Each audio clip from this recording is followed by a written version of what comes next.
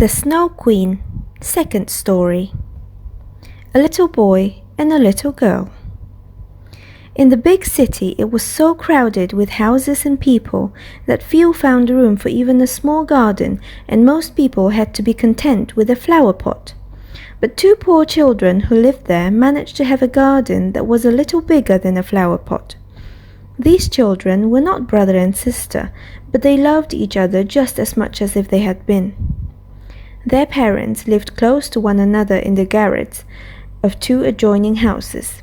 Where the roofs met and where the rain gutter ran between the two houses, the two small windows faced each other. One had only to step across the rain gutter to go from window to window. In these windows, the parents had a large box where they planted vegetables for their use, and a little rose bush too.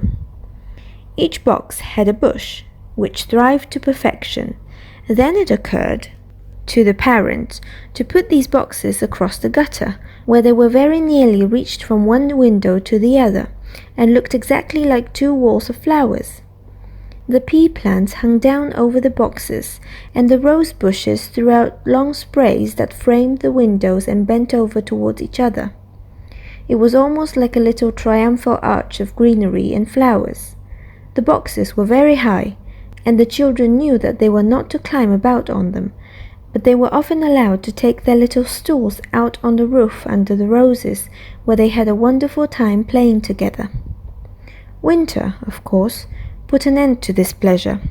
The windows often frosted over completely, but they would heat copper pennies on the stove and press these hot coins against the frost-coated glass.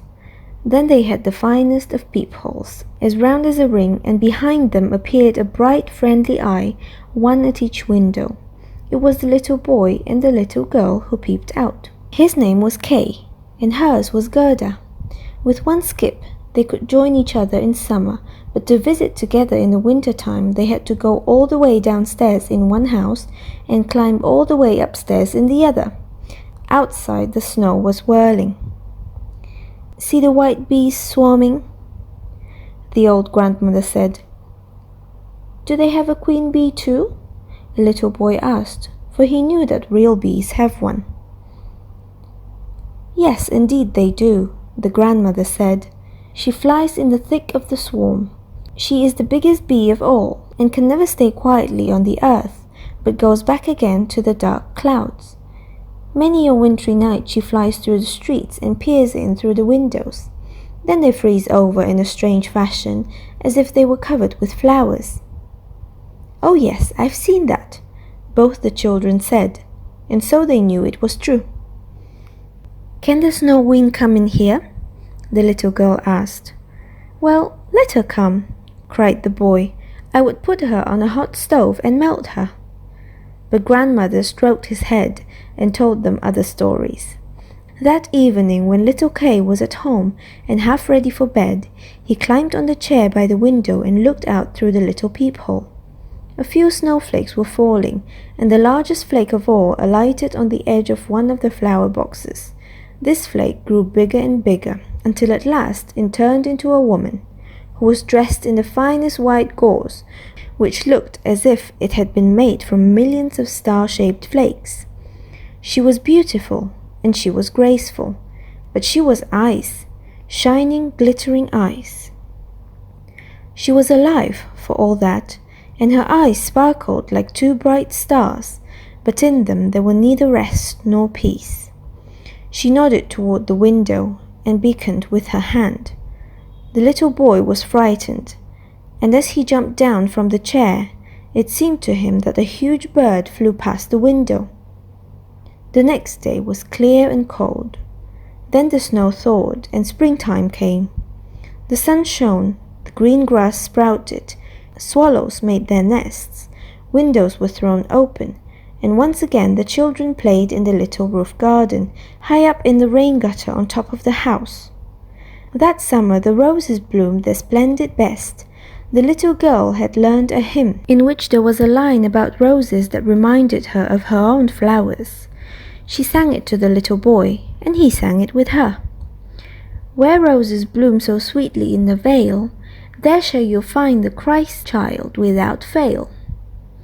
The children held each other by the hand, kissed the roses, looked up at the Lord's clear sunshine, and spoke to it as if the Christ child were there. What glorious summer days those were, and how beautiful it was out under those fragrant rose bushes, which seemed as if they would never stop blooming.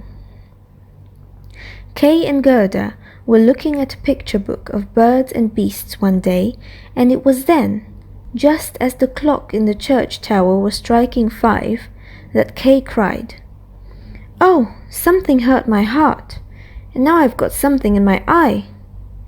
The little girl put her arm around his neck, and he blinked his eye. No, she couldn't see anything in it. "I think it's gone," he said. But it was not gone. It was one of those splinters of glass from the magic mirror.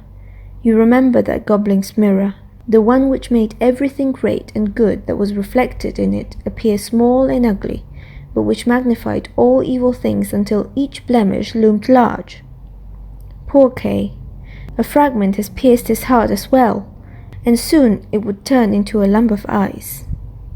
The pain had stopped, but the glass was still there. "Why should you be crying?" he asked. "It makes you look so ugly. There's nothing the matter with me." And suddenly he took it into his head to say, "Oh, that rose is all worm-eaten. And look, this one is crooked. And these roses, they are just as ugly as they can be. They look like the boxes they grow in." He gave the boxes a kick and broke off both of the roses. "Kay, what are you doing?" the little girl cried. When he saw how it upset her, he broke off another rose, and then leaped home through his own window, leaving dear little Gerda all alone.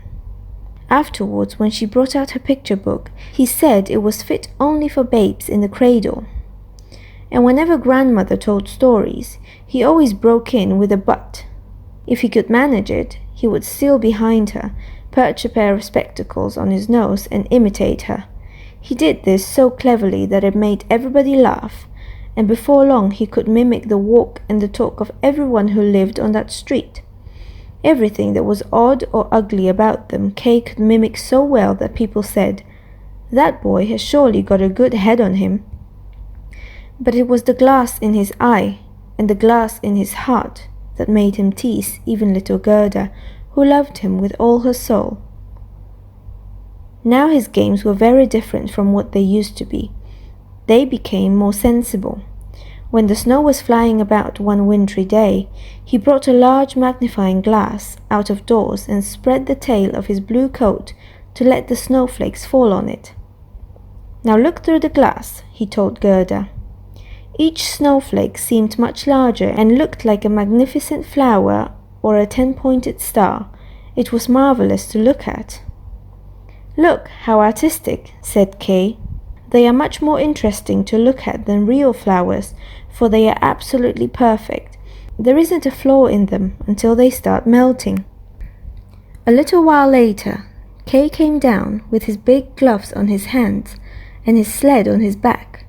Right in Gerda's ear he bawled out, "I've been given permission to play in the big square where the other boys are," and away he ran. In the square, some of the more adventuresome boys would tie their little sleds on behind the farmers' carts, to be pulled along for quite a distance. It was wonderful sport. While the fun was at its height, a big sleigh drove up. It was painted entirely white, and the driver wore a white shaggy fur coat and a white shaggy cap. As the sleigh drove twice around the square, Kay quickly hooked his little sled behind it, and down the street they went, faster and faster. The driver turned around in a friendly fashion and nodded to Kay, just as if they were old acquaintances. Every time Kay started to unfasten his little sleigh, its driver nodded again, and Kay held on, even when they drove right out through the town gate. Then the snow began to fall so fast that the boy could not see his hands in front of him as they sped on. He suddenly let go the slack of the rope in his hands in order to get loose from the big sleigh, but it did no good. His little sled was tied on securely, and they went like the wind. He gave a loud shout, but nobody heard him. The snow whirled and the sleigh flew along. Every now and then it gave a jump, as if it were clearing hedges and ditches. The boy was terror-stricken. He tried to say his prayers, but all he could remember was his multiplication tables. The snowflakes got bigger and bigger, until they looked like big white hens. All of a sudden the curtain of snow parted, and the big sleigh stopped, and the driver stood up. The fur coat and the cap were made of snow, and it was a woman, tall and slender and blinding white. She was the Snow Queen herself. "We have made good time," she said. "Is it possible that you tremble from cold? Crawl under my bare coat." She took him up in the sleigh beside her, and as she wrapped the fur around him, he felt as if he was sinking into a snowdrift. "Are you still cold?" she asked, and kissed him on the forehead. Brrr! That kiss was colder than ice. He felt it right down to his heart, half of which was already an icy lump. He felt as if he were dying, but only for a moment. Then he felt quite comfortable and no longer noticed the cold. "My sled! Don't forget my sled!" It was the only thing he thought of. They tied it to one of the white hens, which flew along after them with the sled on its back. The Snow Queen kissed Kay once more, and then he forgot little Gerda, the grandmother, and all the others at home. "You won't get any more kisses now," she said, "or else I should kiss you to death." Kay looked at her. She was so beautiful. A cleverer and prettier face he could not imagine. She no longer seemed to be made of ice, as she had seemed when she sat outside his window and beckoned him. In his eyes she was perfect, and she was not at all afraid. He told her how he could do mental arithmetic even with fractions, and that he knew the size and population of all the countries. She kept on smiling, and he began to be afraid that he did not know as much as he thought he did. He looked up at the great big space overhead, as she flew with him high up on the back clouds, while the storm whistled and roared as if it was singing old ballads. They flew over forests and lakes, over many a land and sea. Below them the wind blew cold, wolves howled, and black crows screamed as they skimmed across the glittering snow. But up above, the moon shone bright and large, and on it Kay fixed his eyes throughout that long, long winter night. By day he slept at the feet of the Snow Queen.